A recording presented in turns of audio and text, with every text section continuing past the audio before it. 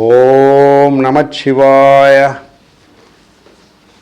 அன்பர்களே, சென்ற பதிவில் 2025ஆம் ஆண்டில் நடக்கவிருக்கின்ற சனிப்பெயர்ச்சி பலன்களை பற்றி சொல்லியிருந்தோம்.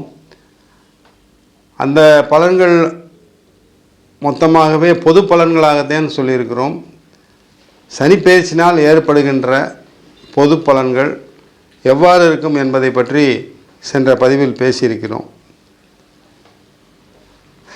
இருந்தாலும் சில நேயர்கள் கேட்டுக்கொண்டதற்கிணங்க நம்முடைய வாடிக்கையாளர்கள் சிலர் இவ்விடம் நமக்காக வந்திருக்கிறார்கள்.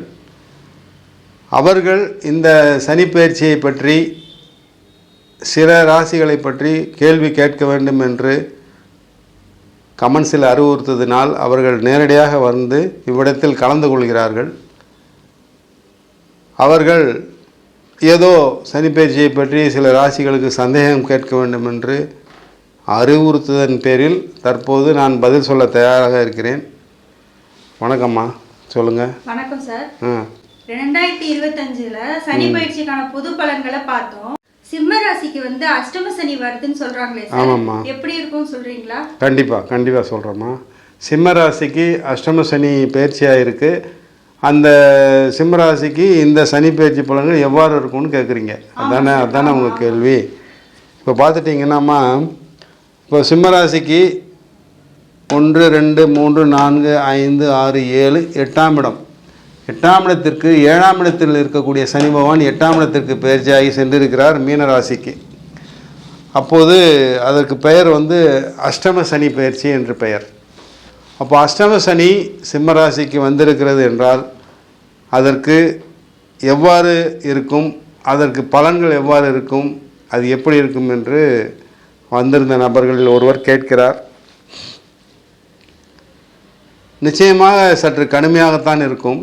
ஏனென்றால் சிம்மராசிக்காரர்களை பொறுத்தவரையில், சனி பகவானை பொறுத்தவரையில் சிம்மராசிக்கு பாதகாதிபதி. எந்த வகையில்? சிம்மராசிக்கு அதிபதி சூரியன். அந்த சூரியனுக்கு சனி பகவானாகப்பட்டவர் பாதகாதிபதி என்று சொல்லப்பட்டிருக்கிறது ஜோதிட சாஸ்திரத்தில். அவ்வாறு பாதகாதிபதியாக வரக்கூடிய ஒரு கிரகமானது, அதாவது ஒரு மனிதன் என்று எடுத்துக்கொண்டால், ஒரு மனிதனுக்கு கெடுதல் செய்யக்கூடிய ஒரு மனிதனாகப்பட்டவன் அவனுக்கு சாதகமான இடத்தில் அமர்ந்து கொண்டு தொந்தரவு கொடுப்பது போல இந்த சனி பகவான் சிம்மராசிக்கு அதிபதியான சூரியனுக்கு பாதகாதிபதியாக வருவதாலும், சிம்மராசிக்கு பாதகாதிபதியாக வருவதாலும், அதே பாதகாதிபதி அஷ்டமாதிபத்தியத்தை இடத்தை பிடித்து அஷ்டமஸ்தானத்தில் அமர்ந்து கொள்வதாலும், மூன்றாவதாக அதே சனி பகவானுக்கு ஆயுள் காரகன் என்ற பெயர், ஆயுள் காரகத்துவத்தை பெற்றிருப்பதனாலும் சற்று சிம்மராசிக்காரர்களுக்கு தொந்தரவுகளை கொடுப்பார். எந்த வகையில் கொடுப்பார் என்பதுதான் கேள்வி. ஒரு 2 விஷயங்களில் சொல்லி முடித்து விடலாம். அதாவது சிம்மராசிக்காரர்களுக்கு அஷ்டமாதிபத்திய தொந்தரவுகள் அப்படின்னா என்ன அர்த்தம்? அஷ்டமஸ்தானம்னா ஆயுள் ஸ்தானம். ஆயுள் ஸ்தானத்தில் மீனராசி ஆயுள் ஸ்தானமாக வருகிறது சிம்மராசிக்காரர்களுக்கு. அந்த ஆயுள் ஸ்தானத்திற்கு சனி பகவான் போய் அமர்கிறார் 2.5 வருடம். அப்பொழுது என்ன செய்வார் என்றால், ஆயுளுக்கு பங்கம் விளைவிப்பார், கண்டத்தை ஏற்படுத்துவார். சில சிம்மராசி அன்பர்களுக்கு, ஜாதகம் வலிமையாக இருக்கக்கூடிய அன்பர்களுக்கு தொந்தரவுகளை கொடுத்து அவர்களை மீண்டும் பழையபடி ஒரு சரியான நிலைக்கு வந்து விடுவார்கள். அவருடைய ஜாதக பலம், மற்ற 9 கிரகங்களுடைய ஜாதக பலம் பலவீனமாக இருப்பவர்களுக்கு சில கண்டங்களை கொடுக்கக்கூடிய வாய்ப்புகளும் உண்டு. அதை தவிர சிம்மராசிக்காரர்களுக்கு 7ஆம் அதிபதி என்று சொல்லக்கூடிய சனி பகவான் களத்திர ஸ்தானாதிபதியாக வருவதால், அவர் 8ஆம் இடத்தில் அஷ்டமஸ்தானத்தில் மறைவதால் கணவன் மனைவி தொந்தரவுகள் நிரம்ப சந்திப்பார்கள் சிம்மராசிக்காரர்கள். அது ஏனென்றால் சனி பகவான் என்னதான் களத்திர ஸ்தானாதிபதி என்று வந்தால் கூட சிம்மராசிக்காரர்களுக்கு பாதகாதிபதி என்ற ஆதிபத்தியத்தை பெற்றதால் அவர் 8ஆம் இடத்தில் மறையும் போது ஒருவேளை கணவன் சிம்மராசியாக இருந்தால் மனைவினால் தொல்லை, ஒருவேளை ஒரு பெண்ணாகப்பட்டவள் சிம்மராசியாக இருந்தால் கணவனால் தொல்லை என்ற விஷயங்கள் இவர்களுக்குள் ஏற்படுவதற்கு வாய்ப்பு உண்டு. சில சிம்மராசிக்காரர்களுக்கு இது பெரிய அளவில் சண்டை சச்சரவுகள் முடிந்து காவல் நிலையம் வரை சென்று பிரச்சனைகள் வரலாம், மறுபடி சரியாகலாம். அல்லது சில பேர் காவல் நிலையம் சென்று பிரச்சனைகளாகி விவகாரத்து வரையும் கூட செல்லலாம். எனவே சிம்மராசியில் பிறந்த அனைவருமே கணவன் மனைவி விஷயத்திலும் கூட மிகுந்த எச்சரிக்கையுடனும் தன்னம்பிக்கையுடனும் மதிப்புடனும் ஒருவருக்கொருவர் மதிப்பு கொடுத்து நடந்து கொள்ள வேண்டும் என்பதுதான் இதன் மூலம் நான் தெரிவித்துக் கொள்வது. மூன்றாவதாக இறுதியாக சிம்மராசிக்காரர்களுக்கு உடல்நிலை சம்பந்தப்பட்ட விஷயம். இப்பொழுது இதே ஒரே சிம்மராசிக்காரர்கள் பல பேர் இருக்கிறார்கள். அதில் ஒரு 60 வயதுக்கு மேற்பட்டவர்கள், 70 வயதுக்கு மேற்பட்டவர்கள், 80 வயதுக்கு மேற்பட்டவர்கள் கண்டிப்பாக அவர்களுடைய உடல்நிலையை அப்டேட் செய்து கொள்ள வேண்டும். உடனுக்குடன் ஏதாவது பிரச்சனைகள் வந்தால் சரி செய்து கொள்ள வேண்டும். இல்லையேல் திடீரென்று ஒரு நாள் ஏதாவது ஏற்பட்டு ஆஸ்பத்திரியில் போய் ஐசியூவில் படுக்க வேண்டியதுதான், சிக்கல் தான். இதையெல்லாம் கவனத்தில் கொள்ள வேண்டும் சிம்மராசிக்காரர்கள். இதுதான்மா நான் இதிலேருந்து சிம்மராசிக்காரர்களுக்கு முக்கியமான பிரச்சனைகளுக்கு உண்டான விஷயங்களை சொல்லியிருக்கிறேன். அடுத்து வந்து கும்பராசிக்காரங்களுக்கு ஏழரை சனி வந்து முடியும் தருவாலே இருக்கு சார். அவங்களுக்கு நீங்க சனி பயிற்சியை பத்தி ஏதாவது சொல்லணும்னா சொல்லுங்க சார். கண்டிப்பாகம்மா, கண்டிப்பாக சொல்லலாம். அதாவது கும்பராசிக்காரர்களுக்கு சொல்ல வேண்டும் என்றால், காலபுருஷ தத்துவப்படி லாபஸ்தானத்தை பெறுகிறார்கள். 11ஆம் ராசி கும்பராசி. இந்த கும்பராசியில்தான் சனி பகவான் வருகின்ற கிட்டத்தட்ட சொல்லப்போனால் மார்ச் மாதம் 29ஆம் தேதி வரை, இதோ மார்ச் 29ஆம் தேதி வரை அவ்விடம் இருக்கிறார்.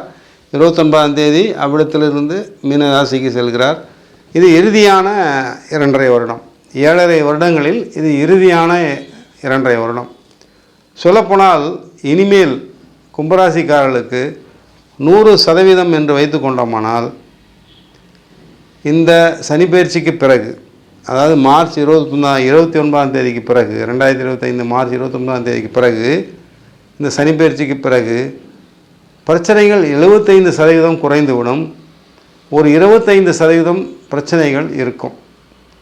நான் அவர்களுக்கு விளக்கமாக பிரச்சனைகளை ஏதும் சொல்ல விரும்பவில்லை. ஏனென்றில் சென்ற சனி பயிற்சியின் போதே கும்பராசிக்காரர்களுக்கு இந்த ஜென்ம சனி என்னென்ன செய்யும், எந்தெந்த பிரச்சனைகளை கொடுக்கும், எவ்வாறு வாட்டி வதைக்கும் என்பதை பற்றி நான் விரிவாக கூறியிருக்கிறேன். அதை தற்போது பேச வேண்டிய தேவையில்லை. இருந்தாலும் நல்லவையே நடக்கும், தீமைகள் குறைந்து நன்மைகள் நடப்பதற்கு அதிக வாய்ப்புகள் இருக்கிறது கும்பராசிக்காரர்களுக்கு. ஏனென்றால் கும்பராசிக்காரர்களுக்கு 2ஆம் ஆதிபத்தியம் பெற்ற இடம் மீனம். அந்த 2ஆம் ஆதிபத்தியம் பெற்ற கிரகம் குரு பகவான். அவர் தனஸ்தானாதிபதி, தனகாரகன் என்று வருகிறார் கும்பராசிக்காரர்களுக்கு. அப்போ ஜென்ம ராசியாதிபதியான சனி பகவான் அந்த 2ஆம் இடத்திற்கு குரு பகவானினோட இடத்திற்கு செல்லும்பொழுது, குருவும் சனியும் நட்பு கிரகங்கள். குரு தனகாரகன், தனஸ்தானாதிபதி கும்பராசிக்காரர்களுக்கு. அது ஒரு பெரிய வரப்பிரசாதம் கும்பராசிக்காரர்களுக்கு. எனவே அவ்விடத்தில் செல்லும்போது முதலில் அவர்களுக்கு சரியாக போவது பொருளாதார பிரச்சனை. பொருளாதார தீர்வு கிடைக்கும், வருமானம் அதிகரிக்கும். செய்தொழிலில் மந்தமாக இருந்தவர்கள் வேகமாக செயல்படுவார்கள். வேலை இல்லாதவர்கள் வேலைக்கு செல்வார்கள். வருமானம் இல்லாதவர்கள் வருமானத்தை ஈட்டத் தொடங்கி விடுவார்கள். இத்தனை நாட்கள் மந்தமாக இருந்தவர்கள் சுறுசுறுப்பாக செயல்பட ஆரம்பித்து விடுவார்கள். சந்தேகமே இல்லை. ஒரு உதாரணத்துக்கு சொல்ல வேண்டுமென்றால், சென்ற 2.5 வருடம் மிகவும் கஷ்டப்பட்டு துன்பப்பட்டு துயரப்பட்டு அல்லல் பட்டு ஒரு 20,000 சம்பாதித்து கொண்டு வந்தார்களானால், ஒரு உதாரணத்துக்கு சொல்ல வேண்டுமென்றால், இந்த சனி பயிற்சிக்கு பிறகு 20,000லிருந்து 2 பங்காக ஒரு 40,000 ரூபாய் சம்பாதித்து விடுவார்கள். அது சற்று சுலபமாக இருக்கும். அவ்வளவு கடினமாக இருக்காது, சுலபமாக இருக்கும். இவ்வாறாக கும்பராசிக்காரர்களுக்கு சனி பகவான் ராசியாதிபதியாக வருவதாலும் 2ஆம் அதிபதி குரு பகவானாக இருந்து அந்த 2ஆம் இடத்திற்கு சனி பகவான் ராசியாதிபதியாக இருந்து செல்வதாலும் கண்டிப்பாக கும்பராசிக்காரர்களுக்கு 75% நன்மைகளே செய்வார். நன்மைகள் நிறைய செய்கிறாரே என்று இவர்கள் அகலக்கால் வைத்தார்களானால் அதற்கு நான் பொறுப்பல்ல. அதற்கு அவர்கள்தான் சுதாரித்து கொள்ள வேண்டும். தன்னுடைய வருமானத்திற்கேற்றாற் போல செலவுகளை கட்டுப்படுத்தி வருமானத்திற்கேற்றாற் போல தொழிலை மிகவும் விரிவுபடுத்தாமல் கடன் வாங்காமல் முடிந்தவரை கடன் வாங்காமல் வருவதை கொண்டு நடத்தீர்களானால் கண்டிப்பாக கும்பராசிக்காரர்கள் சந்தோஷமாகவே இருப்பார்கள் என்பதில் எந்தவித ஐயமும் இல்லை. அம்மா, இதை தவிர வேற ஏதாவது கேள்விகள் இருக்காமா? ஆமா சார், என் தம்பியும் மீனராசி தான் சார். கல்யாணம் இன்னும் ஆகல. கல்யாணம் ஆகுமா? கண்டிப்பாம்மா. அதாவது என்னன்னு கேட்டிங்கன்னா, அவருக்கு தனிப்பட்ட முறையில் நம்ம சொல்லணும்னா அவருடைய தனிப்பட்ட ஜாதகத்தை பார்த்து அதில் சனி பகவான் என்ன நிலையில் இருக்காருன்னு பார்த்து தான் சொல்ல முடியும். இருந்தாலும் நீங்கள் கேட்டீங்க மீனராசி ஜென்மசனி வருது, அந்த அர்த்தத்தில் தான் நீங்கள் கேட்குறீங்க. மீனராசிக்கு ஜென்மசனி வருது, அதனால் கல்யாணம் நடக்குமா, தடைப்படுமா, இந்த வருஷத்தில் முடியுமா, இதுதான் உங்கள் கேள்வி. ஆமாம் சார். அது சொல்கிறேன் நான். இப்போது பார்த்துட்டிங்கன்னா மீனராசிக்காரர்களுக்கு பார்த்துட்டிங்கன்னா 12ஆம் இடத்தில் இருக்கக்கூடிய சனி பகவான் ஜென்மத்தில் சஞ்சரிக்கிறார். அதாவது 7.5 சனி காலகட்டங்களில் முதல் 2.5 வருடங்கள் கும்பராசியில் இருந்திருக்கிறார். தற்போது மீனராசிக்கு போயிருக்காங்க. அப்போ ஜென்மசனி ஆகுது. நியாயமான கேள்விமா. என்னன்னு கேட்டிங்கன்னா, ஜென்ம ராசிக்கு சனி வரும்போது பொதுவாக சுப காரியங்கள் எல்லாம் தடைகளாகும்ன்றது ஒரு விதி இருக்குது. ஆனால் மீனராசிக்கு என்ன சொல்ல வருகிறேன் என்றால், இப்பொழுதே குரு பார்வை, ரிஷபராசியில் இருக்கக்கூடிய குரு பார்வை 5ஆம் பார்வையாக மீனராசிக்கு 7ஆம் இடத்தை பார்க்கிறார். அது ஒரு நல்ல விஷயம். ஆனால் குரு பயிற்சி, இந்த சனி பயிற்சி நடந்து சில மாதங்களில் குரு பயிற்சி வந்துடும். அதனால் இந்த கேள்விக்கு நான் என்ன பதில் சொல்ல விரும்புகிறேன்னா, மீனராசிக்கு வருகின்ற ஜூன் மாதத்திற்குள், ஆங்கில மாதம் ஜூன் மாதத்திற்குள் 180% திருமணம் முடிந்துவிடும். சில பேர் குரு பலகீனமாக இருக்கிறவங்க, சில ஜாதகங்களில் பார்த்துட்டிங்கன்னா குரு நீச்சமாக இருக்கும், குரு பகவான் பகை ஸ்தானத்தில் இருப்பார், மறைவு ஸ்தானத்தில் இருப்பார். இந்த மாதிரி இருக்கக்கூடிய தனிநபர் ஜாதகங்களுக்கு இந்த 7.5 சனியினால் தாக்கம் ஏற்படும். திருமண விஷயம் தாமதமாகும். இது ஒரு விஷயம். இரண்டாவது சொல்லணுன்னா, ஜென்ம ராசியில் ராகு இருக்கார். அந்த ஜென்ம ராசியில் இருக்கக்கூடிய ராகுவுடன் சனி போய் சேரும்பொழுது அந்த 2 சேர்க்கைகள் கூட சில பேருக்கு தாமதத்தை ஏற்படுத்தும். அப்போ என்ன சொல்லணும், என்ன சார் சொல்கிறீங்க அப்படின்னு ஒரு கேள்வி கேட்டிங்கன்னா, மீனராசிக்காரர்களுக்கு உறுதியிட்டு அறுதிட்டு சொல்ல வேண்டுமென்றால் ஏப்ரல் மாதத்திற்குள் அதிக பேருக்கு திருமணம் முடிவதற்கு வாய்ப்பு இருக்குது. ஏப்ரல் மாதத்தை தாண்டினால் குரு பார்வை போய்விடும். அதன் பிறகு ராகுகேது, ஜென்மத்தில் இருக்கக்கூடிய ராகுகேது பயிற்சி ஏற்படுவதற்கு வாய்ப்பு உண்டு அடுத்த 2-3 மாதங்களில்.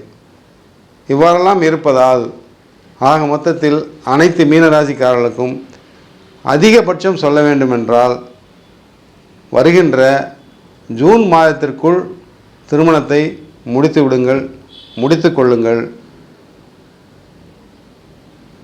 நிறைய பொண்ணுங்க பார்க்குறது, நிறையா மாப்பிள்ளை பார்க்குறதுனா கண்டிப்பாக ஜூன் மாதத்தை தாண்டினால் இன்னும் 1 வருடம் தாமதமாவதற்கு வாய்ப்பு உண்டு.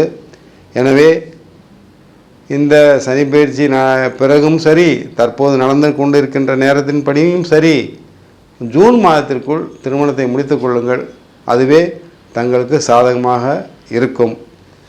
இதுதான் மீனராசிக்கு திருமணத்தை பற்றி சொல்லக்கூடியது. இருந்தாலும் வேறு சில விஷயங்கள், பொருளாதார விஷயங்கள், அதே நேரத்தில் தொழில் விஷயங்கள், ஏற்கனவே திருமணமாகி கணவன் மனைவியாக இருப்பவர்கள், இவர்களெல்லாம் சற்று எச்சரிக்கையாக இருக்க வேண்டும்.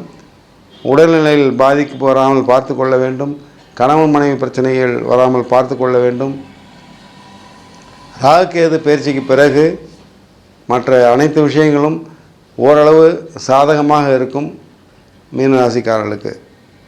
இவற்றையெல்லாம் கவனித்து கொள்ளுங்கள், பார்த்து கொள்ளுங்கள் மீனராசிக்காரர்கள். வேறு என்னமா கேள்வி இருக்குது? இப்போ நான் கூட மேஷராசி தான் சார். இப்போ மேஷராசிக்கு 7.5 சனி வரப்போகுதுன்னு சொல்கிறாங்க. கொஞ்சம் பயமாக இருக்குது. எப்படி இருக்குன்னு சொல்கிறீங்களா சார்? அது ஓரளவு நியாயமான கேள்வி, சரியான கேள்வியும் கூட. ஏன்னா 7.5 சனியில் ஆரம்ப நிலையில் இருக்காங்க மேஷராசிக்காரங்க, ஆரம்ப நிலையில் இருக்காங்க. 7.5 சனியை 2.5 வருடங்களாக பிரிக்கும்போது முதல் 2.5 வருடம் பாத சனி என்று சொல்வார்கள். அந்த முதல் 2.5 வருடத்தில் மேஷராசிக்காரர்கள் இருக்கிறார்கள். இதுதான் நல்ல கேள்வி. மேஷராசிக்காரர் ஒருவேளை நீங்கள் இருக்கீங்க, உங்களுக்கு என்னம்மா ஏஜ் ஆகுது? எனக்கு ஒரு 27 வயசு ஆகுது சார். 27 வயது ஆகிறது. சரி, உங்களுக்கு பதில் சொல்ல வேண்டுமென்றால் முதல் கேள்வி, நீங்கள் கேட்ட கேள்விக்கு பதில் திருமணம் சம்பந்தப்பட்ட விஷயத்தை பற்றி சொல்ல வேண்டுமென்றால் குருவை வைத்து தான் சொல்ல வேண்டும். குரு பயிற்சி ஏப்ரல் மாதம் கடந்து நடக்கவிருக்கிறது, மே மாத இறுதியில். அந்த குரு பயிற்சிக்கு பிறகு குரு பார்வையானது, அதாவது குரு பார்வையானது மேஷராசிக்கு 7ஆம் இடத்திற்கு குரு பார்வை வருகிறது. எப்பொழுது என்று கேட்டீர்களானால் மே மாதத்துக்கு பிறகு. ஒருவேளை 27 வயது என்பது ஒரு குறைவான வயது அல்ல, ஓரளவு சரியான வயது. அந்த குரு பயிற்சிக்கு பிறகு மே மாதத்துக்கு பிறகு இவர்களுக்கு உங்களுக்கு திருமணம் கைகூடி வந்துவிடும், திருமணம் முடிந்துவிடும். இது ஒரு விஷயம். அதை தவிர நீங்கள் எப்படி இருக்குன்னு கேட்டிருக்கீங்க. அப்படிங்கும்போது இன்னும் 2 விஷயம் சொல்லி தான் ஆகணும் நான். இது திருமணத்தை பற்றிய விஷயம் கண்டிப்பாக மே மாதத்துக்கு பிறகு திருமண பலம் வருகிறது, குரு பலம் கூடி வருகிறது. திருமண விஷயம் கண்டிப்பாக உங்களுக்கு கூடி வந்துடும். ஒரு விஷயம். தொழில் விஷயத்தில் உங்களுக்கு முன்னேற்றம் ஏற்பட வேண்டும் என்று எதிர்பார்த்தீர்களானால் அதே குரு பகவான் 7ஆம் வீட்டை பார்ப்பது மட்டுமல்லாமல் உங்களுடைய ராசிக்கு 9ஆம் வீட்டை பார்க்கிறார், பாக்கியஸ்தானத்தை பார்க்கிறார். தன்னுடைய 7ஆம் பார்வையாக மேஷராசிக்கு 9ஆம் வீட்டை பார்க்கிறார். குரு பகவான் 9ஆம் பார்வையாக மேஷராசிக்கு 11ஆம் இடத்தை பார்க்கிறார். இவற்றையெல்லாம் கூட்டி கழித்து பார்க்கும் பொழுது சனி பயிற்சியினுடைய 7.5 சனி தாக்கத்தை விட குரு பகவானின் குரு பயிற்சி பலன்கள் மிக மிக நன்றாக இருக்கிறது, அற்புதமாக இருக்கிறது மேஷராசிக்காரர்களுக்கு. எனவே தாங்கள் பொறுமையாக இருக்க வேண்டியது குறைந்தது ஒரு 5 மாதங்கள் தான். ஒரு மே மாதம் வரை பொறுமையாக இருந்தீர்களானால் சனி பயிற்சியை பற்றி கவலைப்பட வேண்டாம். திருமண விஷயமும் கைகூடி வந்துவிடும். அதே வேளையில் தொழில் ஸ்தானமும் தொழில் விஷயமும் வெளியூருக்கு சென்று வேலை செய்ய வேண்டும் என்று நினைத்தீர்களானால் கூட அது கூட நடந்துவிடும். சில பேருக்கு ஜாதக வலிமை இருந்தால் வெளிநாட்டிற்கு கூட சென்று விடலாம். அது போன்ற சூழ்நிலைகள் வருகிறது. சரி சார், நான் வேலைக்கும் போகல, வெளிநாட்டுக்கும் போகல, திருமணம் முடிஞ்சிடும். திருமணம் முடிந்த கையோடு தங்களுடைய கணவரே கூட வெளிநாட்டுக்கு கூட்டிக்கிட்டு போயிடுவார். இது போன்ற சுப பலன்கள் எல்லாம் மேஷராசிக்கு தெரிகிறது. என்னதான் 7.5 சனி மேஷராசிக்கு வந்தாலும் முதல் 2.5 வருடம் என்பதால் அவ்வளவு கடுமையாக இருக்காது. அதை தவிர மேஷராசிக்கு ராசியாதிபதி செவ்வாய்க்கு சனி பகவான் ஓரளவு பாதகாதிபதி வருவதால் 12ஆம் இடத்தில் மறைவதால் முதல் 7.5 சனியில் அவ்வளவு பாதிப்புகள் மேஷராசிக்கு இருப்பதற்கு வாய்ப்பில்லை. ஒரு 75% நன்மைகளும் 25% தான் தாமதமும் தெரிகிறது. எனவே மேஷராசிக்காரர்களை பொறுத்தவரையில் மே மாதம் வரை பொறுமையாக இருந்தார்களானால் அதற்கு பிறகு குரு பயிற்சிக்கு பிறகு ராகுகேது பயிற்சிக்கு பிறகு மிக மிக அருமையான காலகட்டம் காத்திருக்கிறது மேஷராசிக்காரர்களுக்கு. எனவே மேஷராசிக்காரங்களான நீங்கள் கொஞ்சம் பொறுமையாக இருங்க. மே மாதம் வரைக்கும். ஜூன் மாதம் 1ஆம் தேதிக்கு பிறகு அனைத்தும் கைகூடும். தொழில் விஷயம், திருமண விஷயம், வெளிநாடு வாசம் அனைத்தும் கைகூடும், நன்மையே நடக்கும். அன்பர்களே, இத்துடன் இந்த கேள்வி பதில் நிகழ்ச்சியானது நான் நிறைவு செய்து கொள்கிறேன். மீண்டும் அடுத்த நிகழ்ச்சியில் சந்திப்போம். நன்றி, வணக்கம். சன்லைட் அஸ்ட்ரோ சேனலுக்கு லைக் பண்ணுங்கள், ஷேர் பண்ணுங்கள், சப்ஸ்கிரைப் பண்ணுங்கள், பெல் ஐக்கானை கிளிக் பண்ணுங்கள். அப்போ தான் நாங்கள் போடுற எல்லா வீடியோஸும் உங்களுக்கு நோட்டிஃபிகேஷன்ஸாக வரும்.